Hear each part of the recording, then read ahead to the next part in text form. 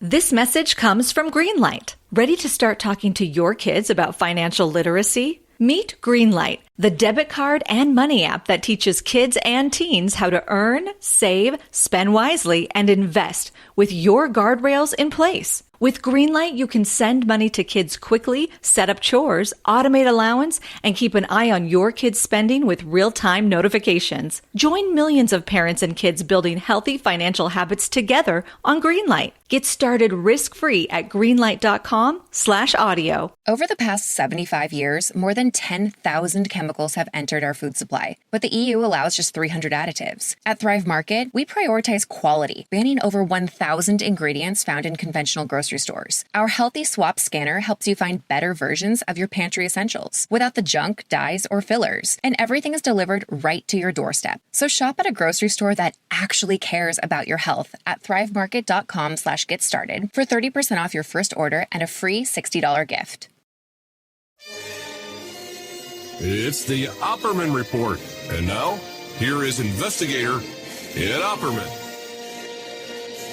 Okay, welcome to the Opperman Report. I'm your host, Private Investigator Ed Opperman. You can get a hold of me at Opperman Investigations and Digital Forensic Consulting if you email me at oppermaninvestigations@gmail.com. Our archives are free at Spreaker.com. I do a live show there every Friday night, 8 p.m. And if you go there and just put in the name John Potash or Drugs as Weapons Against Us or Tupac, you'll come up with many, many shows I've done with the great John Potash. He had a film about 6 years ago called Drugs as Weapons Against Us. Award-winning film, excellent documentary film, and he just did a sequel to it that's even better, CIA Drugs Are Us. Mr. John Potash, are you there? Yes, thanks for having me on again, Ed. It's a pleasure, always. You can find John at johnpotash.com, and also you can find a link to the films here, drugsasweapons.com. So, John, before we get into the new film here, CIA Drugs Are Us, tell us about yourself. Who is John Potash? Yeah, so I've been working in counseling most of my life, doing drug counseling. Started as a drug counselor when I graduated with a degree in psychology. In 1989, I started as an addictions counselor, and then got my master's and started doing more counseling in other areas, and developed an expertise with trauma around after getting trained in EMDR, eye movement desensitization and reprocessing, which is, I think, the best technique for dealing with trauma, but also deal with many other psychological issues for people. And so I've been a psychotherapist for about 35 years or so now, and in my off time, as my avocation, I've been investigating different subjects. I wrote a number of articles, and then ended up publishing the book, The FBI War on Tupac Shakur and Black Leaders, in 2007. And that had started as a kind of a section of another book that was much bigger that I'd been working on, which ended up becoming, which I came out with in 2015 under Trine Day Publishing, which was Drugs as Weapons Against Us, the CIA's murderous targeting of SDS, Panthers, Hendrix, Lennon, Cobain, Tupac, and other activists. And you have that long subtitle just so that it beats the censors, and the terms get out there to many people so they can find the book, because there is a lot of censorship along the way. And so I made a very low-budget film about the Tupac book, The FBI War on Tupac Shakur and Black Leaders, and it's been republished as just The FBI on Tupac Shakur, FBI War on Tupac Shakur, State Repression of Black Leaders, and that's by Microcosm Publishing. But I also made the film, as you mentioned, of Drugs as Weapons Against Us, the CIA War on Musicians and Activists, and came out with that in 2019. Gravitas Ventures distributed that for me, and which I'm really happy about. And then came out with a film, Shots, about the pandemic with its, I argue, the origins in eugenics, and then came out with this film I haven't come out with yet, but it's supposed to be out October 8th. Which is CIA Drugs Are Us, a Drugs as Weapons sequel. And both my Shots film and this film are, kind of dark comedy so that people, can get through the darkness with just some levity and, hopefully find it entertaining despite how, harsh a lot of these issues are. You mentioned censorship. Your Shots film, how was that received? Did you have a lot of opposition with that one? Lots. Oh, yeah, lots. It's some bizarre things happen with that where I got a distributor, MVD Entertainment Group, which were really good and pitched it to, 55 or more different platforms. And granted, maybe I think a dozen platforms showed it, but the biggest ones censored it. But it's being shown on Tubi, which gets it out to a lot of people, and so that's very nice and being sold. The film DVD, physical DVD is being sold on Amazon, but Amazon Prime said there was a publishing error and they couldn't put it out there on Prime, so I don't know what that was about. But then YouTube Net rented it to people, but said they couldn't show the trailer, so it doesn't look like you can rent it, on YouTube because they banned the trailer, saying it's false information or something like that. So that's really bizarre, and that's just some of the ways these things happen with it. Google Play presents it, but not many people watch Google Play films, and and other platforms that are smaller show it, but it's just too bad that there's that censorship that's kind of hiding it a bit from everyone except people that watch it on Tubi. But lots of people have watched it on Tubi, thankfully, and give me good feedback on it, so I'm happy about that. Yeah, the YouTube censorship is just unbelievable. It makes no sense, you know? Just they pick up a word and then the whole thing's gone. Now, right. I haven't had you back. The first time I had you on the show was about Tupac, the murder of Tupac right. Shakur. And I haven't had you back since there was been an arrest recently and all of that. So what's the update on Tupac? Yeah, so the update on Tupac is going, I talk a little bit about, the main substance that I covered in the book and then, the film Drugs as Weapons Against Us.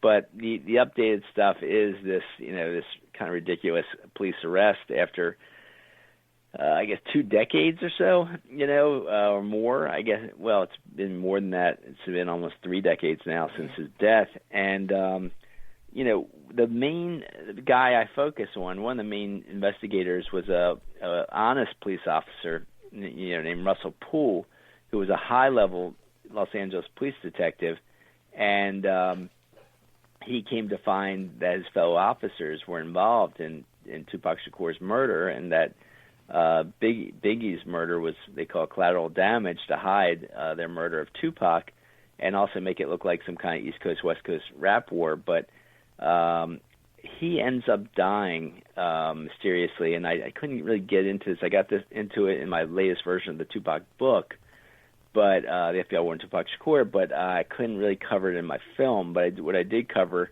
is the fact that at some point before his death, U.S. intelligence appeared to put this guy, Greg Kading, out there with a supposedly independent, written book of his own investigation, and they apparently said they got him to investigate the Tupac Shakur murder, and he comes to find he offers lots to a gang member, Keefe D, Dwayne Keefe D. Davis, or Keith, I forget his first name exactly all of a sudden, but so this Keefe D. Davis says, gets let off of major drug dealing charges that could have gotten him life in prison, and this is all according to Kading himself.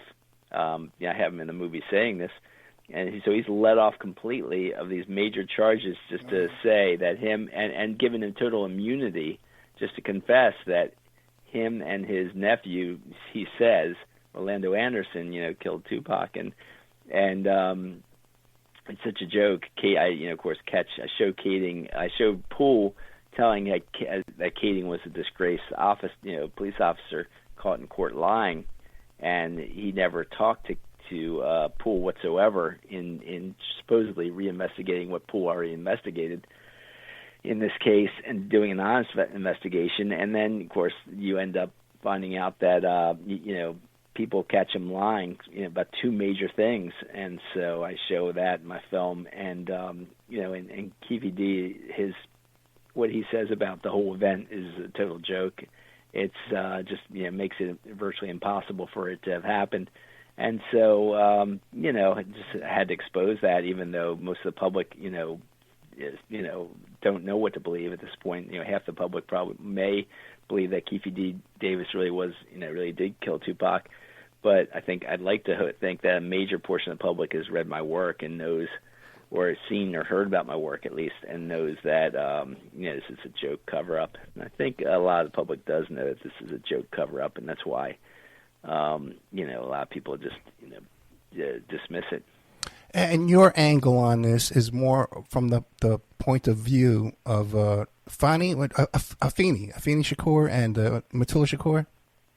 Yeah. It's the fact that, the family were incredible activists. The whole family, they'd worked with Malcolm X, and then they worked, were leading Black Panthers. They were leading the kind of the real fight against drugs, the drugs and addictions with acupuncture. Right. And so, the FBI had gone after that family in a huge way, imprisoned Matula Shakur, a great acupuncturist, revolutionizing acupuncture against addiction, and also targeted Afeni Shakur, the one-time Harlem Black Panther leader, for, under the FBI's counterintelligence program, which has been well documented in the FBI files, and activists stole those files and revealed this counterintelligence program against the Black Panthers. And, the FBI pretends to have stopped that program, but whistleblowers have said, like M. Wesley Swearingen has said that in his own memoir in 1995, that program, that COINTEL program was still happening, at least until the 1990s while Tupac was alive. And so obviously showed the evidence that it was used against him, Tupac, because Tupac was joining his Black Panther extended family in trying to get the Bloods and Crips to call peace truces and turn on to activism. And for that, he was seriously targeted, and he was doing other activist things too. He was a one-time leader of a national group called the New African Panthers. He was a one-time chairman of that group, and that put him under the microscope of U.S. intelligence. And thus, that's why they attempted to kill him about at least 4 or 5 times before they were successful. And so. And his stepfather, Matula Shakur, just released from prison on some totally bogus charges, some bank robbery charges, where he had no connection whatsoever, except that they were going to donate some money to him, allegedly. Spent his life in prison. He just passed away. He was released from prison and passed away? Yeah, it's very sad. The only reason they released him from prison, they didn't release him when his parole was supposed to be completely up. They kept him in prison anyway. And then finally, judge released him, gave him what they call a compassionate release, because he was dying of cancer, and he was supposed to die within a month or two, and he thankfully got to live a little longer, 8 or 9 months, I think, more. But it's very sad, though, that he only gets less than a year out of prison after being decades in prison on what I believe is a false charge. So. Well, he had no connection to the actual crime. That's a fact. Yeah. Anyway, right. So back to CIA Drugs Are Us. Now, you cover so much material. Manson Family, the SDS, the Dave McGowan work. It's like a who's who of the Opperman reports. So many of our guests we've had on this show you talk about in this film. Why don't you take us through the thread? What are you trying to tell us with this film? What's the thread of all these stories? Yeah, the thread of the stories is basically how the CIA, through this project MK Ultra, which is a huge umbrella project with 149 sub-projects, used drugs to manipulate the masses.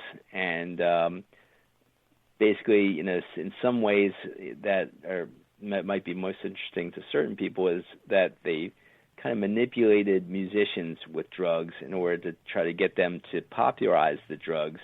And sadly enough, when they threatened to become sober and promote, activism, anti-war activism and anti-racist activism, some of these musicians were murdered, I believe, by U.S. intelligence. And I show that with a thread of Tupac Shakur, but also John Lennon and Kurt Cobain. And so now with the activists, I focus on, I also focus on the kind of fake U.S. intelligence undercover possible musicians, and with some of the stuff that Dave McGowan pioneered first with the Laurel Canyon scene, and how they would use these Laurel Canyon parties with these musicians that were in the families of the military and in the families of these oligarchs, the wealthiest, oligarchs in our country, gave them huge prominence, and then had them, have constant sex and drug parties in the Laurel Canyon scene of Los Angeles in the 1960s and 70s,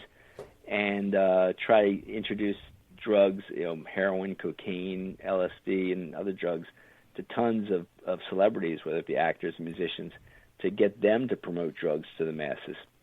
And that's basically just to kind of manipulate the masses in general more, but also to sideline activists, hurt people's lives so that they can have more control over people when they're either addicted or brain-addled from some of the drugs that hurt their minds, or, just have them under the thumb of the law and things like that. So that use of drugs as weapons against us is the theme throughout, and so it goes through there. Now, also overlapping, this movie, as opposed to drugs as weapons against us, gets more into the brainwashing aspect of things. And brainwashing sounds like sci-fi, but it's really just using drugs plus hypnosis to, manipulate someone's mind. And so there's, I use CIA documents that discuss this and their success with this, even though they pretend like they weren't successful with this. Loads of research shows they were. And so that gets into the Manson family. And so Tom O'Neill was a mainstream reporter for, I think it was Premier Magazine, when he came out with a cover story on the Manson Revisited. And he turned that cover story into a book, which basically was his findings of the letters between CIA's MKUltra director, Sidney Gottlieb, and this top CIA MKUltra scientist, guy named Dr. Louis Julian Jolly West, who was very successful with using hypnosis and drugs to control people. And Dr. West is infamous for work with the Kennedys in terms of Lee Harvey Oswald, examining Lee Harvey Oswald, and dealing with Jack Ruby and causing Jack Ruby to go insane, and things like that. So he's a longtime player for U.S. intelligence. But what O'Neill revealed was his work with the Manson family for a number of months, where the Manson family was visiting him, at least once a week, if not daily, for many months at the Haight-Ashbury Free Clinic. So I have a lot on that. And how I have a friend who's a listener to the show who was she used to babysit for the people who ran that Haight-Ashbury Clinic, and they also had a daycare center. Did you know that? Oh God, that's crazy. Daycare center as well. That's ridiculous. That's crazy. Yeah, because they had a CIA agent. I have in my film a CIA agent saying that the Manson family was getting LSD out of the Haight-Ashbury Free Clinic, and so Dr. West had an office in the Haight-Ashbury Free Clinic, seeing them every day there. So it was really crazy. But the Manson family was part of the Laurel Canyon drug and sex parties from 1968 onwards, and so they were living at Beach Boys drummer's house for at least 6 months, for example, and part of trying to push acid and other drugs on tons of celebrities. That fellow, the young man who took the picture of John Lennon with Mark David Chapman, the last photograph of John Lennon alive. When you hear about this guy's background, he wanted to be a police officer. That was his dream, was to be a police officer. He was working as a security guard at the time. They call him today a photographer, because he says, well, after I took that picture of Lennon, people like the Beach Boys wanted me to go visit them and be their photographer. Okay? So, so much. Yeah, right? Right? Oh, by the way, too, you talk about the great work of Dave McGowan. God bless him, man. Rest in peace, my friend. Yeah. And he always talked about how Jim Morrison, how his father was the admiral at the Gulf of Tonkin incident. I interviewed Jim Morrison's brother-in-law. Now, do you know he was mixed up with all those spooks and hitmen that were working for Larry Flint? Wow. Right. I didn't know there was loads of spooks and hitmen working for Larry Flint, but that's interesting. Oh, hell yeah, man. A guy saw a process treasure hitman, Bill Menser was a Larry Flint guy. And also to Mitch Warbell, Gordon Novell, all these spooks and hitmen were working for Larry Flint. But the thing is, too, is I found out that Morrison was very close to the admiral right up until his death. They weren't estranged in any kind of way. They were still very close. Yeah, they were still very close. Yeah, it totally makes sense. Yeah, people that may not realize the admiral we're talking about is the one that started the Gulf of Tonkin incident that started the Vietnam War. And so I get into that not only for Jim Morrison and so many musicians being kind of intimately used to promote drugs to the masses, but the fact that the Vietnam War, I showed the evidence that was for the kind of the Golden Triangle region of Vietnam, where the best opium, poppy fields are to make opium and heroin, right. and of course have all that evidence of how the CIA and U.S. intelligence got the heroin from that area into the United States, and also used it to manipulate soldiers to keep them, fighting for them and stuff like that, and but mainly brought into the United States into communities of color and just in the United States in general to promote, just get addictions more, prevalent in the U.S. to control communities easier. And so, of course, it's the use of drugs for social control and to make a lot of money off it because they made a ton of money off it, too. There's a large portion of your film, too, deals with the Weather Underground and infiltration. What do you, looking back at this, what do you think? Was it created by intelligence forces or infiltrated by intelligence forces? Well, it's a mix, I think. Yeah. To me, I mean, Students for Democratic Society was probably the best anti-war organization, in terms of like student organizations ever in the United States. They were 100,000 strong, hundreds of chapters, I believe, around the country. And here, the best and the brightest rose up in that group, such as Bernadine Dohrn, who's the main person I focus on in the film, but also Mike Klonsky, who came out of Columbia SDS, and even people like Mark Rudd, who I talk about in the film, who sadly enough got dosed by an undercover FBI agent, George Demerly, and his crazies.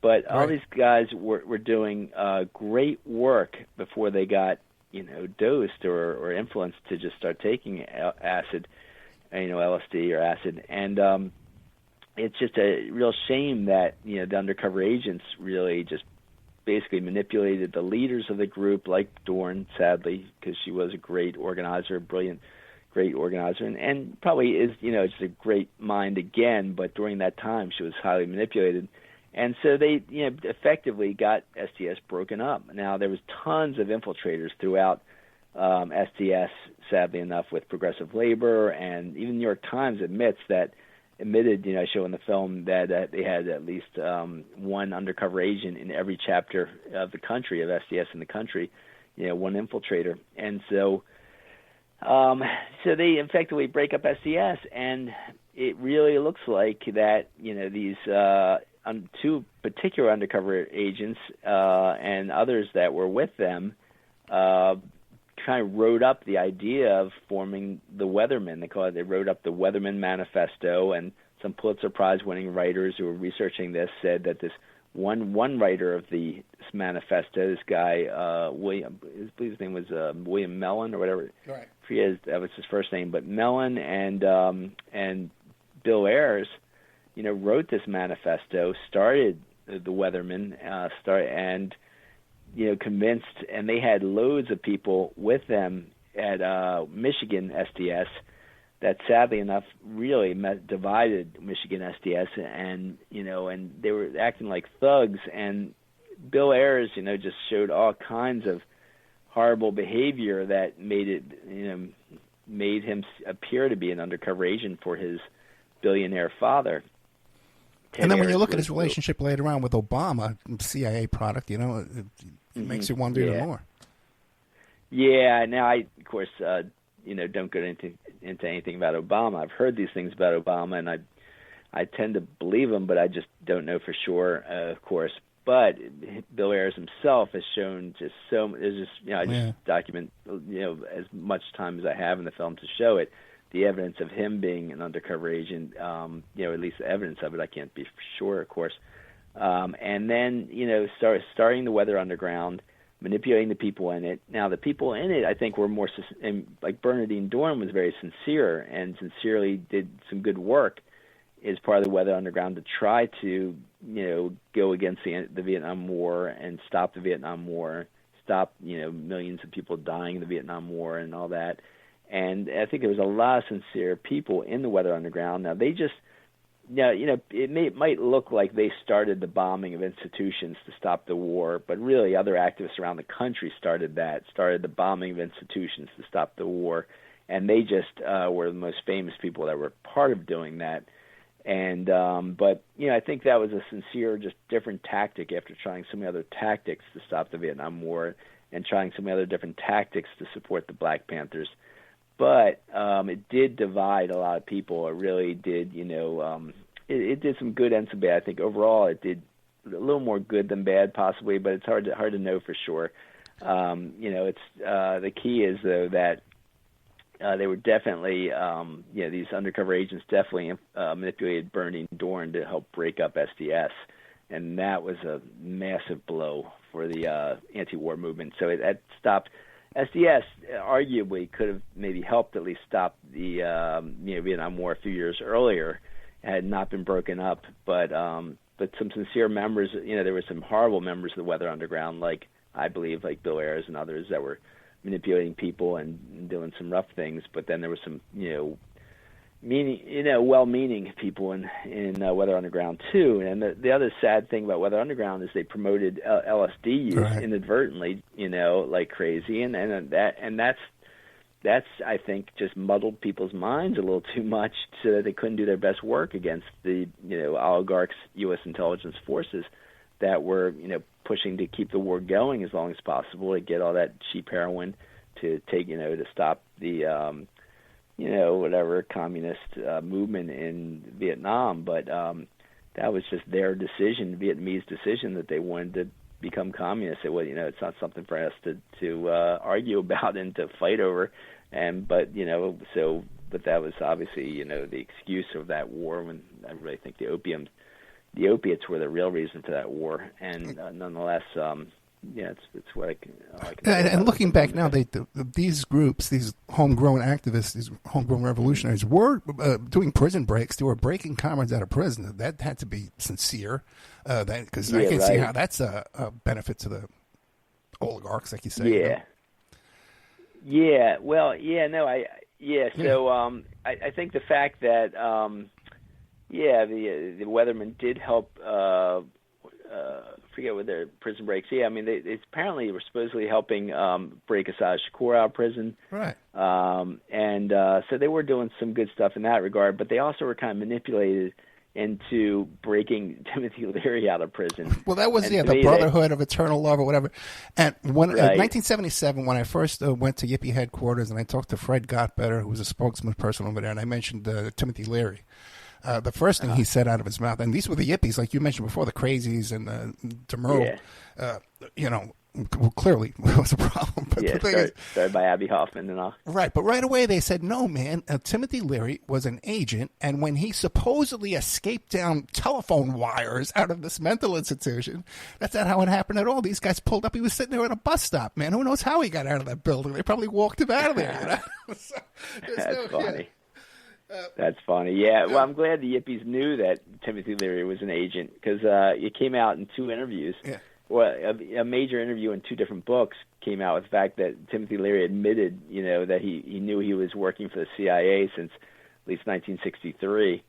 And so, yeah, he was definitely an agent that was, you know, used to promote acid like crazy to kind of friends with that guy from the Watergate burglary, that guy G. Gordon Liddy, and I think he had an open marijuana case his entire public life. You know. Yeah. What more do you want? It's yeah, right. So, yeah, it's a weird, wild history. No doubt, there's so much to it. So it is so comic. I mean, that's why it's so easy to make this film partly a dark comedy, because it is. There's so many comic elements to it. It's so ridiculous. But like Timothy Leary's life is so ridiculous. I just had to make fun of his death, especially with his sending his ashes into space and all.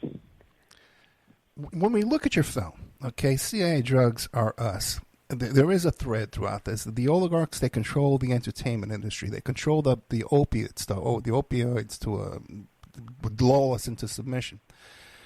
They control the opposition, the revolutionary. Yeah. They control the revolution movement, the opposition against it. But then they also utilize trauma-based mind control, sexual abuse of children. Yeah. Yeah, they use trauma plus hypnosis plus drugs to create assets, CIA assets, meaning, people that they create dissociative disorder or dissociative identity disorder in people, and then lead them to live double lives without them even knowing it. And that's super scary, of course. And that's what some of the Manson followers were. They were used those techniques on the Manson followers, as the evidence shows. Plus, they use them on people involved in the Catholic, churches' sex abuse scandals, which happened around the country. And, of course, that's the last part of my film, is covering in particular the one in the situation in Maryland that, was highlighted in an Emmy-nominated film called The Keepers, about his father, Joseph Maskell, and I end up showing all the evidence around him and his connections to the CIA's MKUltra, which whose name changed, but it was basically, the operations still existed, still kept going. President Kennedy tried to close down MKUltra, but they kept it going behind his back. He found out it was going, behind his back again. It was still going, and he tried to close it down a second time, so they changed the name to MK Search.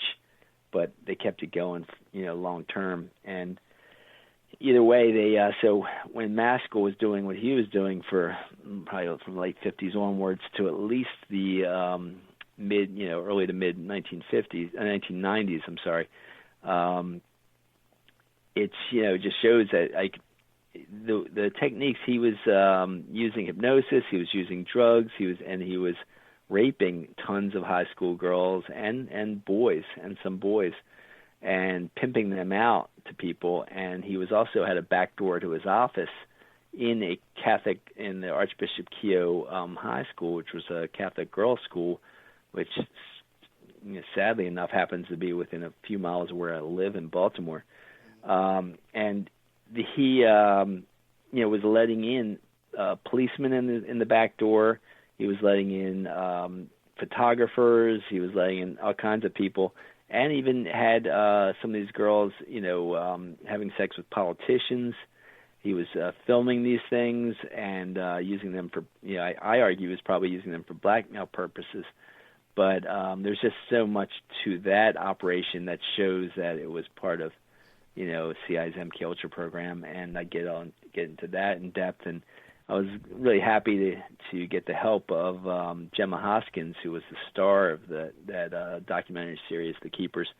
With her, in 2017 when they first came out, I just kind of saw it, thought it was a great documentary, but there was just something lacking there. And what I did is I just contacted Gemma Hoskins, and she was a citizen investigator in the film, who was the main thread of the whole film, and they showed her investigating everything that happened. And she graduated from Archbishop Keogh High School in 1969, and her favorite teacher was Sister Kathy Sesnick, who the film was also about, because when Sister Kathy Sesnick found out about Maskell from all her classmates, her students who were, getting abused by Maskell, she tried, threatened to come out with it all and stop it, and she was murdered. And so Gemma Hoskins had, Sister Kathy Sesnick as a teacher in 1969, and then, ended up investigating it with the Keepers. But so 2017, when it came out, I sent pages of a book called The CIA Doctors by a psychiatrist who was very well recognized in the field for his work. And I said, I believe that this is actually, Maskell has so much power and is so untouchable because he's doing work with the CIA. And here's some pages from this CIA doctor's book that can show some of the evidence of his techniques were also being used by the CIA's MKUltra.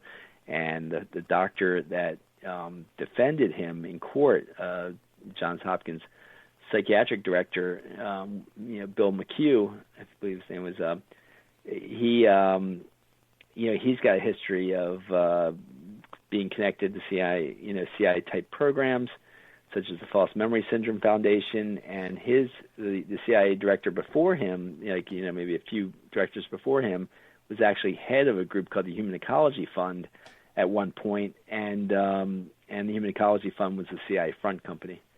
And so, that's just some of the evidence, and of course there's much more around that, but it's just, that's very important because some of these victims end up, talking about what they were turned into, they believe they were turned into programmed operatives, because they realized after much counseling that they might have dissociative identity disorder or, multiple personality disorder, or at least dissociative disorder, which is selective, where you go into amnesia for things you did for hours at a time, and they have ways of programming that, through their techniques. So. And you were talking about how Sirhan was involved with hypnosis, and yes, yeah. And then you also mentioned too, John Lennon too was exposed to hypnosis through Yoko Ono, and there's a great new film out by May Pang. I didn't touch on Lennon with hypnosis, but I just definitely touched on the evidence against Yoko Ono for manipulating Lennon and getting him back into using acid again and introducing him to heroin and stuff. Sure. Yeah, there's a great new film by May Pang called The Lost Weekend, a Love Story. You could probably find it online. And the gloves are off as far as Yoko goes with this. When I had her on the show a second time to talk about that new film, she still backed away again. Okay, from saying it. She's afraid to let the words out of her mouth. But in the film, that they're very, very. The gloves are off on Yoko in that film. I recommend it to everybody. I'm in the film. I'm in CIA Drugs R Us. Okay, not because of my drug smuggling days, but because of my friendship with Hank Harrison. Right. And so, thanks for telling me about The Lost Weekend. She actually, May Pang, I just want to tell you, came over to Baltimore, and I meant to see her with her, I guess, photograph display. Yeah. I went down to Naples to see that, yeah. Yeah, I just didn't get a chance to get over there, but I wanted to. I didn't know she had a film, and the gloves were off when Yoko Ono. That sounds good. I'd like to see that film. Excellent. For sure.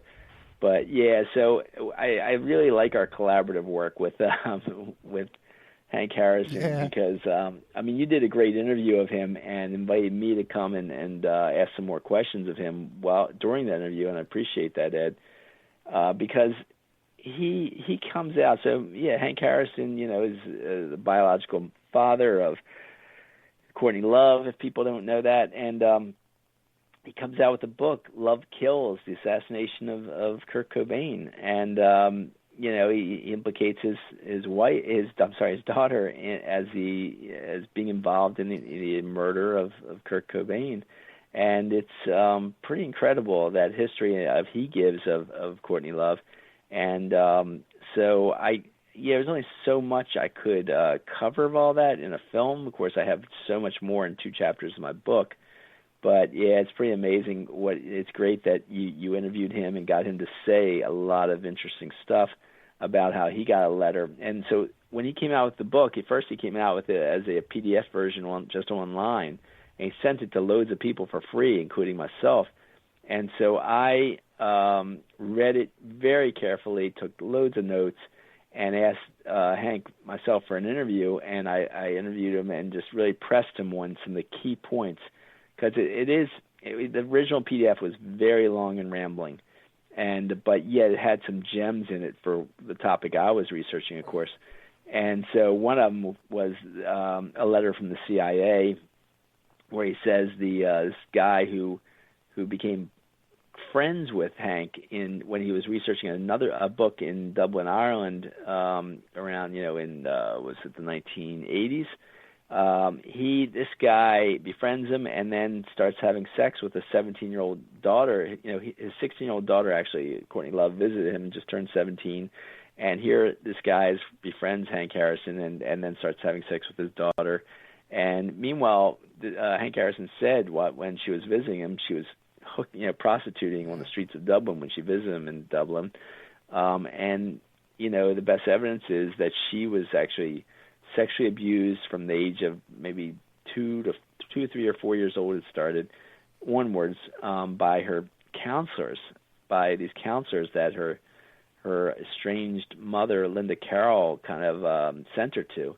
And she says her counselors were also giving her all kinds of psychohypnotic drugs. Now, this is more in depth in my book, but in the film I mentioned some of that. And then Hank Harrison said that she turned into a serious heroin addict, and he couldn't, and was prostituting herself, and then a CIA agent, he didn't know he was a CIA agent at the time, but a guy who befriended him starts leading Courtney Love over to London, where she brought 1,000 hits of very strong acid and passed it out to loads of musicians in the rising scene in different areas of England, Liverpool and all that, to people like Adam Ant, people probably know Echo and the Bunnymen, and different other groups, the Pogues, slept with a lot of them, tried to disrupt the bands, and really mess them up. And she duplicated that in cities throughout the United States too, until she got to Kurt Cobain, who she helped form a heroin addiction at a time when he becomes like the leading kind of figure in the United States in terms of just top musician, beloved musician, and inadvertently promoting heroin. Sadly, the way John Lennon was manipulated to inadvertently promote heroin and LSD, and you saw the addiction population in heroin rise dramatically throughout the years of Nirvana and grunge in the early 1990s onwards.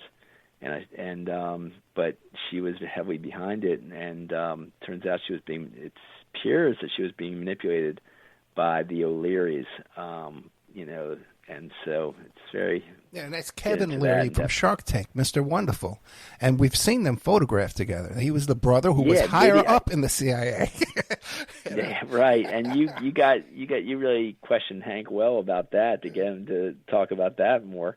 And we don't know for sure if it's the same Kevin O'Leary, but they show video of them together just in the past 5 or 10 years, So, he says that this is the same Kevin O'Leary. I show evidence backing that the obituary of Stephen O'Leary, who sent him the letter, said, I'm on my deathbed, but I'm dying, and I found evidence of where he died and just what way Hank said it. And then here's a guy who has a brother named Kevin O'Leary.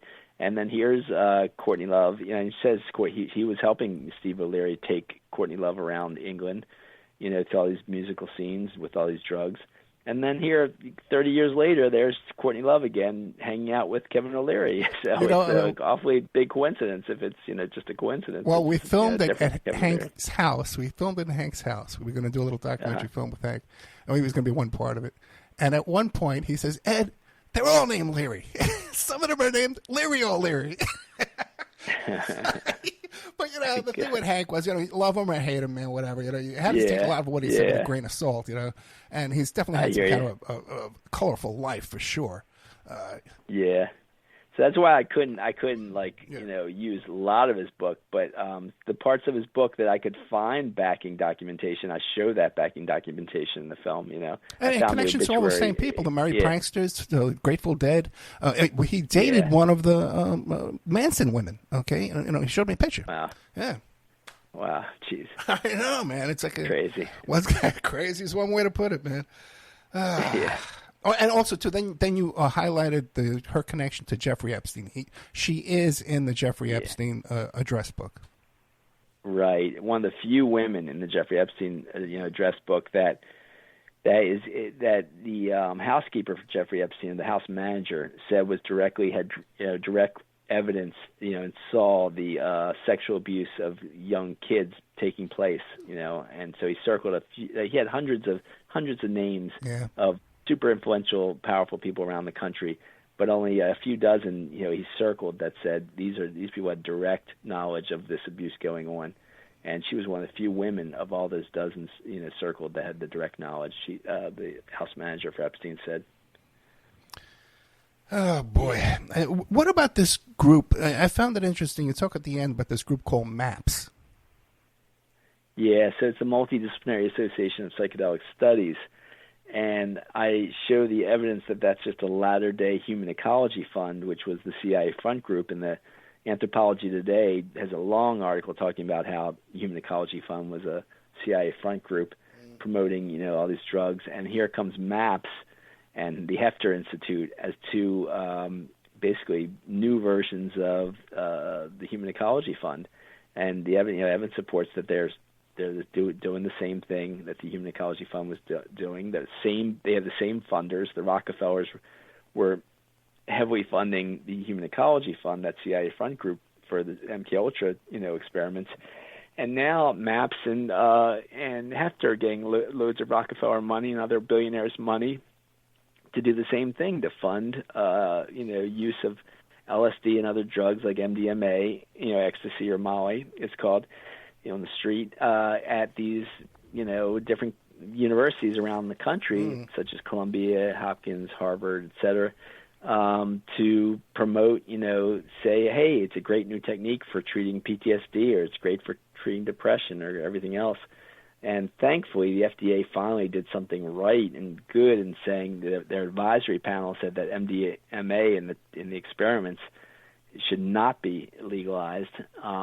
Legal or not legal is not the issue, but qualifying it as an actual, therapeutic for trauma when it causes, brain damage of sorts like memory loss and stuff. All the best evidence has said that for decades, because it affects serotonin. I forget which receptors exactly it affects, but it hurts the memory area of the brain for sure. And so it's just bad news, though, that they're promoting it up a storm, so it doesn't even matter what the FDA advisory panel says. They might, the FDA might go against their own advisory panel. They've done it before. And it's already been promoted so much as, look, Hopkins or Harvard or Columbia and all are using this for trauma, so you should too, and so. Right, and in your film, you start off with the opiate trade. And when you see how big that opium factory was, you really, it totally changes your perception of this. And then when we saw that big heroin factory in Afghanistan get bombed during Trump, and you saw how big this thing was, it was like bigger than a Walmart. It was huge. But you say about how this opium money went to create these colleges like Columbia and Harvard, correct? Right. Yeah, so that's the beginning of the film. Right. Yeah, how opium, enriching, all this opium enriched families, these wealthiest families, to start these Ivy League schools, and then they kept using these Ivy League schools to sadly promote other drugs. Come into the current day with promoting psychedelics that can hurt people's minds, promoting the MDMA, the ecstasy and stuff. There's a whole bunch of books out recently, and I've had these people as guests on the show promoting LSD for treatment of depression and microdosing mushrooms, psilocybin mushrooms for treating depression. And I'll corner these guys and say, well, what about Larry? He was an agent, right? No, he was a great guy. So right away you get suspicious, right? But what do you think about mushrooms or microdosing psilocybin mushrooms for treatment depression and these kind of things?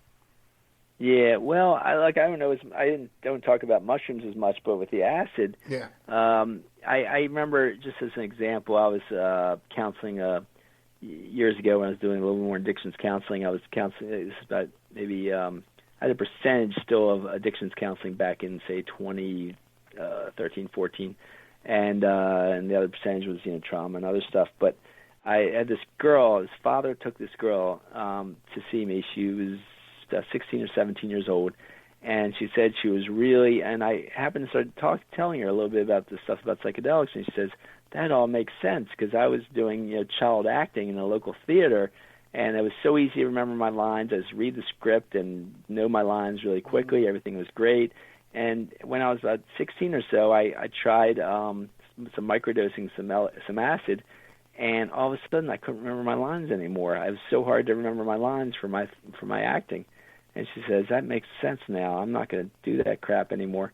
And I just think that's what people don't realize. It's it's having a negative effect. And so, does it help with trauma or not? Who knows? But is it worth it? Losing your memory, losing your memory abilities. I'm not saying losing your memory completely, but losing memory abilities. And there's so many other issues that it can affect. That the best treatment for trauma is EMDR, and more, it's getting more and more mainstream acceptance. It's not invasive. It's just what is EMDR? Triggers. It's called eye movement desensitization and reprocessing. Is really just about stimulating the brain, the right hemisphere and left hemisphere, back and forth, either with eye movement by watching a pen go back and forth, or vibrations going back and forth in each hand, in different speeds, and it stimulates the brain to use more of itself.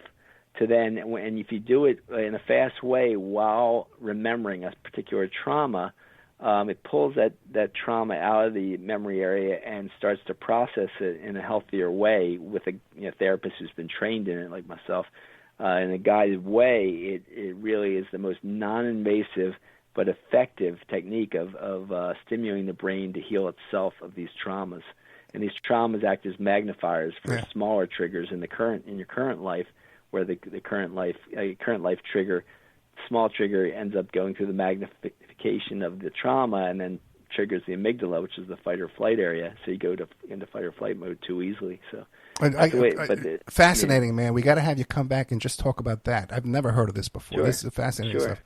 But and you end the film with CIA Drugs Are Us. You end this film. You can find it at johnpotash.com. Talking about how, hey, we got like a marijuana store on every corner. Down here in Florida, there's a pot store on every freaking corner, man. Yeah. Now, suddenly, what? They want everybody smoking pot, like house cats at home, like you said. What do you make of that, man? Yeah, I mean, if people want to smoke weed, that's fine. The problem is the oligarchs are just rolling us over. They're just like rolling over us while we're busy getting high.